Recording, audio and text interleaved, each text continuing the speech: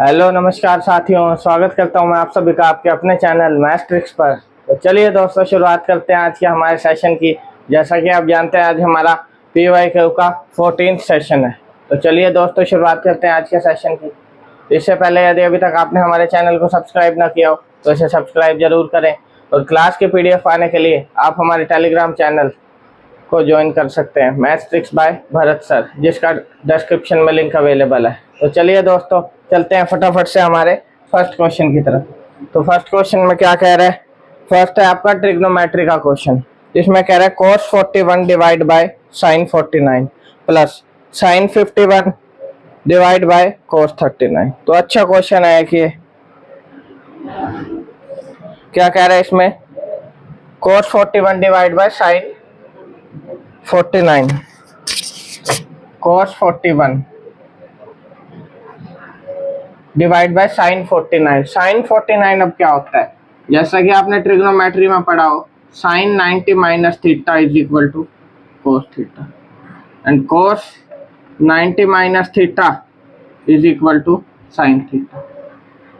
ये पढ़ा है आपने? तो यहाँ से अगर sin की वैल्यू क्या है, sin 49, तो cos में क्या हो जाएगा, cos 41 इस फॉर्मूले से, ठीक है। प्लस आगे क्या गिवन है, sin 51, या तो आप ऊपर वाले को चेंज कर सकते हैं या नीचे वाले को, हमें तो आंसर निकालना है, डिवाइड बाय cos 39। अब इसी फॉर्मूले से cos 39 क्या हो जाएगा, sin 51। तो आप देख सकते हैं ये दोनों कट जाएंगे और आपका आंसर आ जाएगा 1 + 1 यानी 2। उम्मीद करता हूँ ये क्वेश्चन आपको समझ में आ गया होगा। तो इसके लिए जरूरी है आप ट्रिग्नोमेट्री के जितने भी फॉर्मूले हैं, जितनी भी आइडेंटिटी है, अच्छे से उन्हें रिवाइज करें। तो चलिए दोस्तों, फटाफट से चलते हैं हमारे नेक्स्ट क्वेश्चन की तरफ। तो ये CGL 2023 में क्वेश्चन पूछा गया था। आप देख सकते हैं कि अगर ट्रिग्नोमेट्री के आपको अच्छे से फॉर्मूले सारे रिवाइज है तो आप चुटकियों में आंसर निकाल लेंगे क्वेश्चन का। चलिए सेकंड क्वेश्चन की तरफ चलते हैं। क्या कह रहा है? रीचा, रीता और रीना स्वतंत्र रूप से कार्य को क्रमशः 8, 12 घंटे और 24 घंटे में पूरा करती हैं। यदि वे एक साथ कार्य करती हैं तो उस कार्य को पूरा करने में उन्हें कितना समय लगेगा? सिंपल LCM मेथड पर बेस्ड क्वेश्चन है, टाइम एंड वर्क का। अगर आपने LCM मेथड हमसे पढ़ा है तो आप इसको तुरंत कर लेंगे। चलिए सोल्व कर लेते हैं। क्या कह रहा है? रीचा, रीता और रीना 8, 12 और 24 घंटे में काम करती हैं। रीचा, रीता और रीना,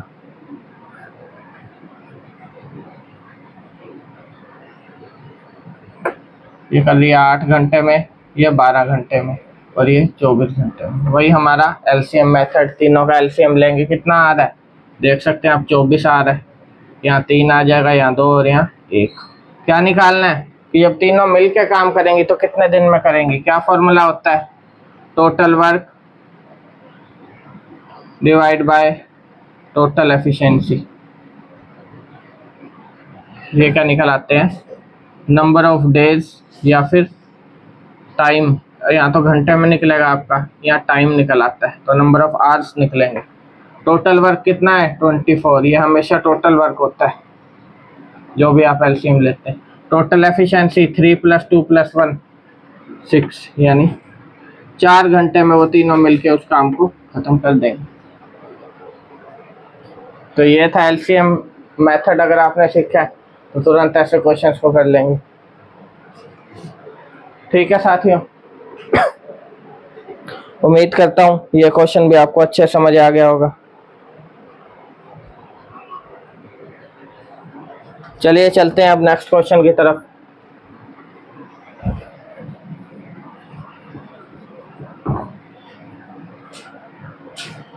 नेक्स्ट यानी थर्ड क्वेश्चन में क्या कह रहा है?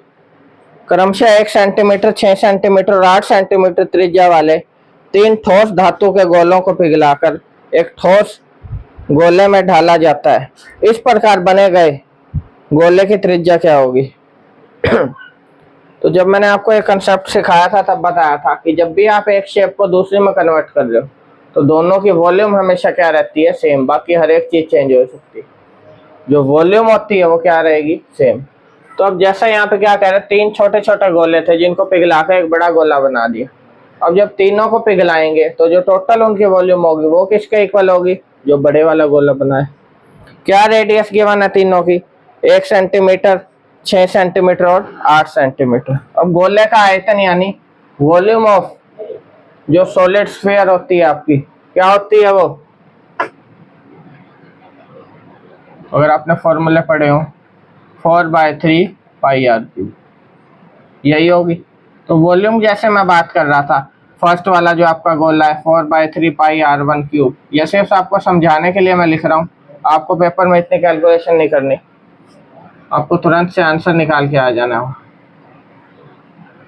ये 3 आपके छोटे छोटे गोले होंगे जिनकी मैंने रेडियस r1, r2 और r3 लेट कर दी, और बड़े वाले गोला जिसका आपको रेडियस निकालनी है उसकी मैं r लेट कर लेता हूँ। इस r की वैल्यू आपको निकालनी है। अब अगर यहाँ से 4/3 पाई तीनों से कॉमन ले लो तो कट जाएगा, इससे क्या बच गया, r1 cube plus r2 cube plus r3 cube is equal to r cube. उम्मीद करता हूँ ये चीज़ आपको समझ आ गई होगी, ये सिर्फ समझाने के लिए मैंने आपको इतना लिखा है। तो जब भी गोले से रिलेटेड ऐसा क्वेश्चन आ जाए तो आपको एक चीज़ ध्यान रखनी है कि तीनों की जो रेडियस का क्यूब का सम है वो किसके इक्वल होगा, जो बड़े वाला आपका गोला बनेगा उसकी रेडियस के क्यूब के। तो जैसे इनकी रेडियस क्या दे रखी है, फर्स्ट वाले की 1 और इसकी 6 और इसकी 8 क्यूब। r की आपको वैल्यू निकालनी है, ये आ जाएगा 1 216 और 512, ये आ गया r क्यूब। सम कर लेंगे, इसका कितना आ रहा है 729 r क्यूब। जैसा कि आप जानते हैं 729 किसका क्यूब होता है, 9 का। तो आपकी r की वैल्यू क्या निकल के आ गई, 9 सेंटीमीटर। उम्मीद करता हूँ ये क्वेश्चन भी आपको अच्छे से समझ में आ गया होगा। तो दोस्तों अगर सेशन पसंद आ रहा हो तो फटाफट से इसे लाइक और शेयर कर दीजिए, और अभी तक भी हमारे चैनल को सब्सक्राइब ना किया हो तो इसे सब्सक्राइब जरूर करें। तो चलिए चलते हैं नेक्स्ट क्वेश्चन की तरफ, हमारा 4th क्वेश्चन।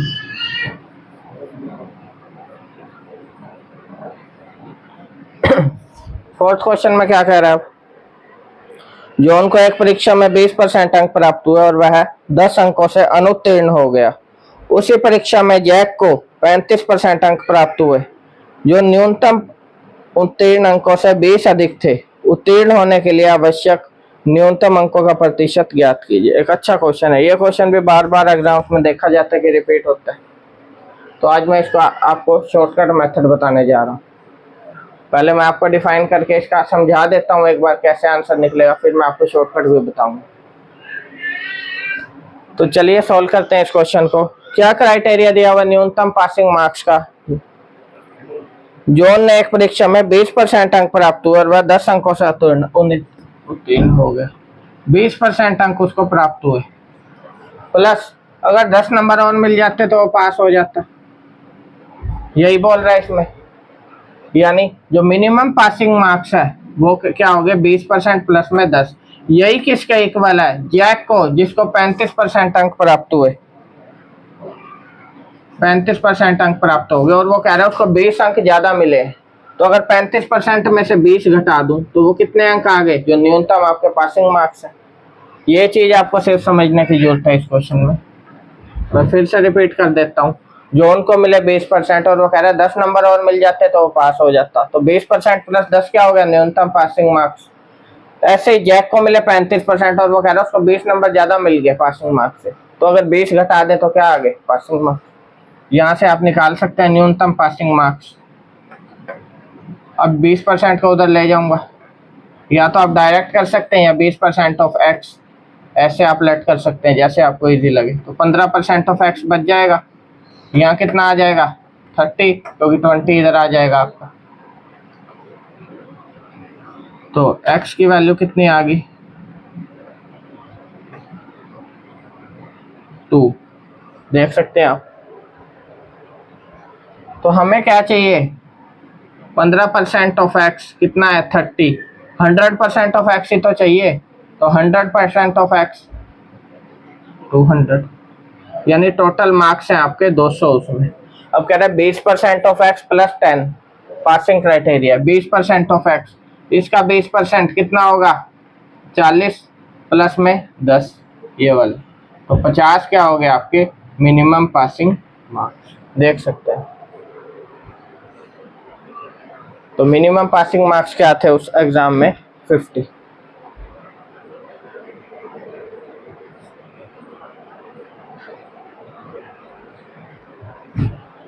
फिर से एक बार इस क्वेश्चन को चेक कर लेते हैं। 20% यहाँ आ गया, 15% इक्वल टू 30। एक्स की वैल्यू कितनी आ गई 15% आ गया 30, हमें कितना चाहिए था 100% की वैल्यू, तो 30 डिवाइड बाय 15 इंटू 100 यानी 2 इंटू 100, 200 आ गया आपके टोटल मार्क्स जो उसमें थे। अब टोटल मार्क्स 200 का निकालना है आपको 20%। अब 200 का 20% निकालूंगा मैं, कितना आ रहा है 40, तो 40 प्लस 10 क्या आ गया 50। चाहे आप 35% का एक्स का 35% निकाल दें, उसमें 20 माइनस कर दें, ये आप पे डिपेंड करते हैं। उम्मीद करता हूँ समझ आ गया होगा ये क्वेश्चन भी आपको।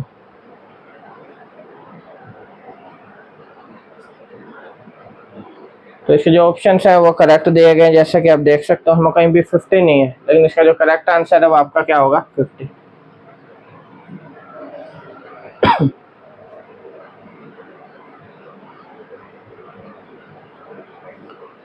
ठीक है दोस्तों, उम्मीद करता हूँ समझ आ गया होगा। तो इसका मैं आपको शॉर्टकट बताना चाह रहा था, वो आप कैसे करेंगे।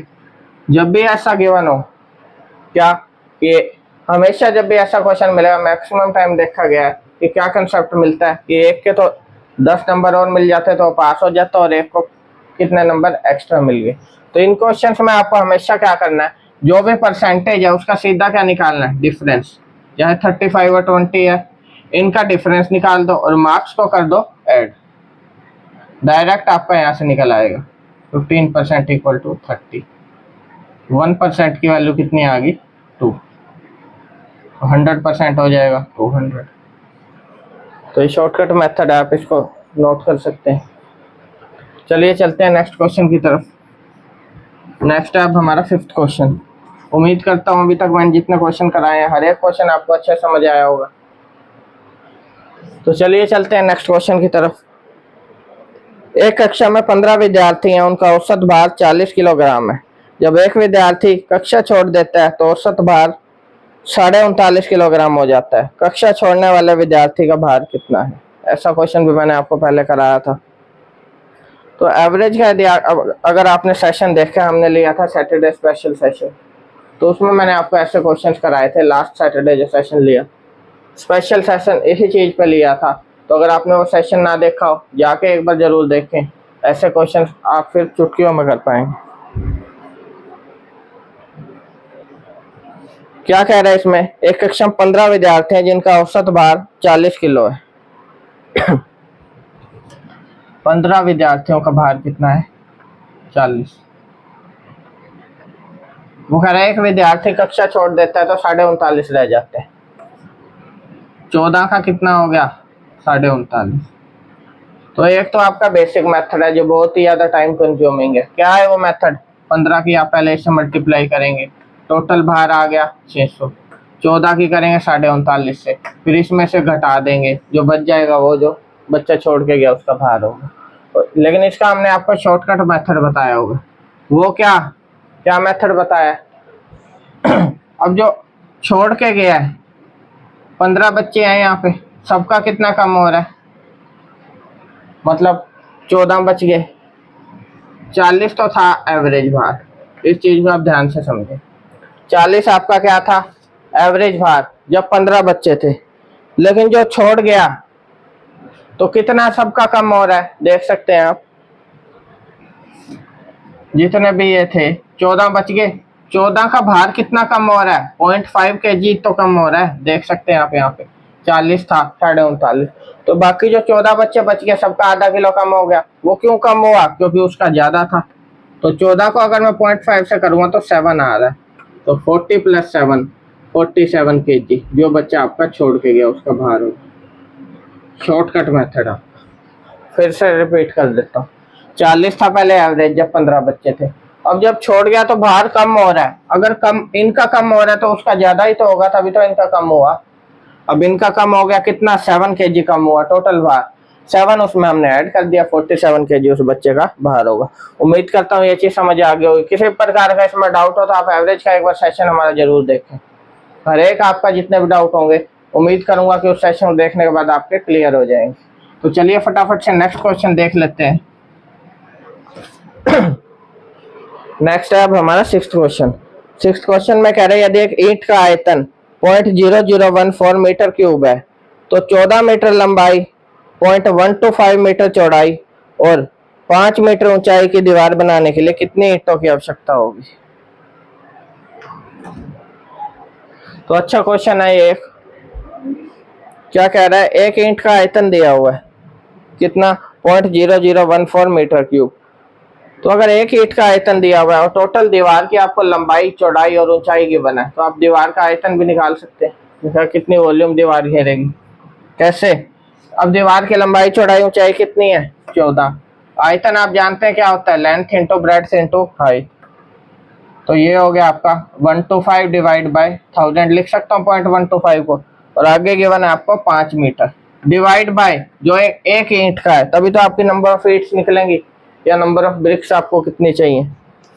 तो एक ईंट का गिवन है 0.0014 मीटर क्यूब, 0.0014 मीटर क्यूब। अब अगर यहाँ से मैं हटाऊं, जीरो हटाना चाहूँ या पॉइंट हटाना चाहूँ तो 4 जीरो ऊपर आ जाएंगी, 14 और ऊपर आ जाएंगी आपकी 1 2 3 और 1 4। यहाँ आएंगी आपकी नंबर ऑफ ब्रिक्स निकल के आ जाएंगी, कितनी ईंटों की आपको आवश्यकता है। ये कट जाएंगे 3 जीरो। अब क्या बच गया, 14 से 14 कट गया तो कितना निकल के आ रहा है, 125 पंजे 625 और एक आपके पास 6250 ईंट्स। इतनी ईंट्स की आपको आवश्यकता होगी। उम्मीद करता हूँ समझ आ गया होगा।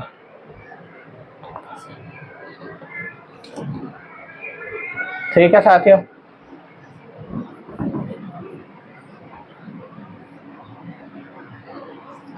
अब नेक्स्ट में क्या कह रहा है, 8, 12 और 14 का चतुर्थ अनुपाती बताइए।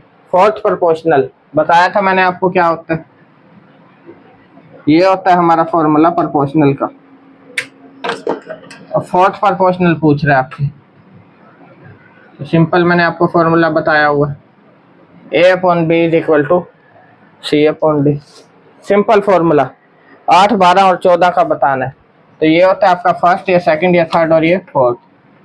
8/12 डिवाइड बाई D। 4 से काटूंगा 2 और ये 3, 2 से कट जाएगा 7 पे, तो D की वैल्यू निकल के आ गई 21, यानी फोर्थ प्रोपोर्शन क्या होगा 21। ऐसे ही हो सकता है आपसे थर्ड प्रोपोर्शन पूछ ले और 2 ही गिवन हो, तब कैसे निकालते हैं, A/B is equal to B/C। जब A और B की वैल्यू गिवन हो, थर्ड पूछ ले, तब ये थर्ड प्रोपोर्शनल निकल आता है। ठीक है साथियों, चलिए चलते हैं अब नेक्स्ट क्वेश्चन की तरफ। तो इस क्वेश्चन का आंसर हो गया हमारा 21। अब नेक्स्ट क्वेश्चन में क्या कह रहा है, 2 स्टेशनों S1 और S2 के बीच की दूरी 195 किलोमीटर है। तो नोट करते चलेंगे साथ साथ ताकि इजी रहे, हमें दोबारा हमें स्टेटमेंट ना पढ़नी पड़े। ये गिवन है S1 और S2 की दूरी 195 किलोमीटर। ठीक है, आगे क्या करें, एक ट्रेन स्टेशन S1 से 4 बजे स्टेशन S2 की ओर 65 किलोमीटर की चाल से चलना आरंभ करती है। 4 बजे यहाँ से चली, ठीक है, इस तरफ पहली ट्रेन कितने की स्पीड से, 65 किलोमीटर प्रति घंटा, इतनी स्पीड से चलना शुरू करती है। और दूसरी ट्रेन S2 से 5 बजे 35 किलोमीटर प्रति घंटा से चलना शुरू करती है। दोनों ट्रेनें एक दूसरे को किस समय मिलेंगी। तो ऐसा क्वेश्चन मैंने पहले भी आपको कराया हुआ है, फिर से एक बार समझा देता हूँ। ये चली 5 बजे, इसकी स्पीड है 35 किलोमीटर प्रति घंटा, तो दोनों एक दूसरे को कब मिलेंगे, ये पूछा आपसे इस क्वेश्चन में। तो पहले वाले अगर सेशन हमारे देखे हो तो इस क्वेश्चन को आप चुटकियों में कर लेंगे। तो जब भी ऐसा क्वेश्चन आए, मैंने आपको एक चीज बताई थी, दोनों ट्रेनों का टाइम क्या होना चाहिए, सेम, तभी आप इसको सोल्व कर पाएंगे। अब ये तो चलिए 4 बजे, ये चलिए 5 बजे, तो टाइम डिफरेंट है, तो इसको भी क्या पे लाएंगे, 5 बजे। वो कैसे लाएंगे, 1 घंटे में इसने कितनी दूरी तय की, 4 से 5 बजे तक, मान लो यहाँ तक इसने तय कर ली, 65 किलोमीटर प्रति घंटा रफ्तार है, तो 1 घंटे में कितनी दूरी तय कर दी, 65। 5 बजे तक वो अभी चली नहीं थी, तब तक इसने 65 किलोमीटर की फर्स्ट वाली ट्रेन ने दूरी तय कर ली। अब दोनों ट्रेनों के बीच डिस्टेंस क्या रह गया, अब S1 यहाँ खड़ी है, S2 यहाँ, ये स्टेशन है, सॉरी ये तो हो गया S1 S2 आपके स्टेशन, ये S1 था। फर्स्ट वाली ट्रेन मान लो यहाँ पे D पे आ गई, ये ट्रेन 1 होगी और ये ट्रेन 2। अब 5 बज चुके हैं, 65 किलोमीटर इसने तय कर लिया, तो यहाँ कितनी डिस्टेंस बची अब दोनों ट्रेनों के बीच में, 65 इसमें से घटा देंगे कितनी बच गई, 135 किलोमीटर। ये चीज आपको समझने की जरूरत है। क्या बताया मैंने, 1 घंटे में इसने 65 किलोमीटर तय कर ली, तब तक सेकंड ट्रेन चली नहीं। अब दोनों ट्रेन एक दूसरे की तरफ चलेंगी, और रिलेटिव स्पीड के कंसेप्ट में हमने आपको सिखाया था, जब भी दो ट्रेन एक दूसरे की तरफ आ रही हो तो उनकी स्पीड क्या होती है, ऐड। तो इन दोनों की स्पीड ऐड हो जाएगी, इसकी तो 65 है और इसकी कितनी है, 35। तो 65 और 35 दोनों क्या हो जाएंगी, आपकी ऐड हो जाएंगी, तो ये हो गया आपका 100 किलोमीटर प्रति घंटा। तो टाइम आपको निकालना है, 135 किलोमीटर का डिस्टेंस डिवाइड बाय स्पीड कितनी 100 की, ये आपका टाइम निकल के आ गया। सोल्व कर लेते हैं, ये टाइम किस में निकल रहा है, किलोमीटर प्रति घंटा में, तो 135 डिवाइड बाय 100, काट दो 5 से, कितना आ रहा है, 5 दूनी 10, 27/20, 27/20। तो अगर इसको मैं मिनट्स में कन्वर्ट करना चाहूँ तो 60 की मल्टीप्लाई कर दूंगा, कितना आ गया, 81 मिनट। 81 मिनट के बाद वो एक दूसरे से मिले। कब से 81 मिनट, 5 बजे से 81 मिनट के बाद।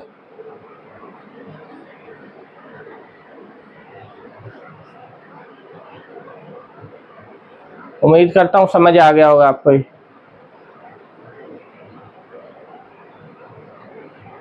ठीक है साथियों, चलिए चलते हैं फटाफट से नेक्स्ट क्वेश्चन की तरफ। अब नेक्स्ट क्वेश्चन में क्या कह रहा है, नेक्स्ट है हमारा 9th क्वेश्चन। अब 9th क्वेश्चन में कह रहा है, एक कार पहले 160 किलोमीटर की दूरी 64 किलोमीटर प्रति घंटा की चाल से और अगले 160 किलोमीटर की दूरी 80 किलोमीटर प्रति घंटा की चाल से तय करती है। यात्रा के पहले 320 किलोमीटर की औसत चाल, तो टोटल डिस्टेंस ही 320 किलोमीटर। सिंपली आपसे एवरेज स्पीड पूछी हुई है, तो एवरेज स्पीड का फॉर्मूला जैसा हमने आपको बताया था, average speed total distance upon total time. Total distance कितना है, 320 किलोमीटर। टोटल टाइम, फर्स्ट वाली ट्रेन कितना टाइम ले रही है, सॉरी एक कार पहले कितना टाइम ले रही है, 160 किलोमीटर 64 की स्पीड से चल रही है, तो टाइम कितना निकला है, 160/64 प्लस आगे 160 किलोमीटर तय कर रही है 80 की स्पीड से, ये निकल के आ गया आपका टाइम। यहाँ तो आ जाएगा 2 आपका, इसको आप 4 से काट सकते हैं या 8 से काट लें, अब भी 4 से कट जाएगा और यहाँ आ गया 5, तो 320 डिवाइड बाय 5/2 प्लस में 2, एलसीएम ले लूँगा, कितना आ जाएगा 4, ये आ गया 320 डिवाइड बाय 9 इंटू 2, तो 640 डिवाइड बाय 9, ये आपकी आ रही है एवरेज स्पीड किलोमीटर प्रति घंटा। तो ये इस क्वेश्चन का आंसर होगा आपका। तो या तो यहाँ पे आप छोड़ सकते हैं, या फिर जैसा कि इस क्वेश्चन ने पॉइंट्स में आंसर दिया तो आप आगे सोल्व कर सकते हैं। ये 7 हो गया, 7 1 और ये आ गया 1, और 71 वाला एक ही आंसर है, तो वही आंसर आपका होगा ऑप्शन नंबर बी हमारा 71.11 किलोमीटर प्रति घंटा। तो इस तरह से आपको देख लेना कि 71 से रिलेटेड कौन सा ऑप्शन, आगे तक आपको सोल्व करने में टाइम वेस्ट नहीं करना। ठीक है साथियों, उम्मीद करता हूँ ये भी आपको समझ में आ गया होगा। चलिए चलते हैं फटाफट से लास्ट क्वेश्चन की तरफ। अब लास्ट क्वेश्चन, जैसा कि आप जानते हैं आपका होमवर्क का क्वेश्चन होता है, तो ये 10th क्वेश्चन आपका क्या होगा, होमवर्क का क्वेश्चन। तो जो भी इसका आंसर आप हमें कमेंट सेक्शन में कमेंट कर सकते हैं। उम्मीद करता हूँ आज का सेशन आपको पसंद आया होगा। अगर पसंद आया हो तो इसे लाइक और शेयर जरूर करें, और अभी तक हमारे चैनल को सब्सक्राइब ना किया हो तो इसे सब्सक्राइब जरूर करें। क्लास के PDF मैं हमारे Telegram channel maths tricks bye Bharat sir पे अपलोड कर दूंगा, वहां से आप उसे डाउनलोड कर सकते हैं। तो इसी के साथ धन्यवाद दोस्तों, आपका दिन शुभ हो।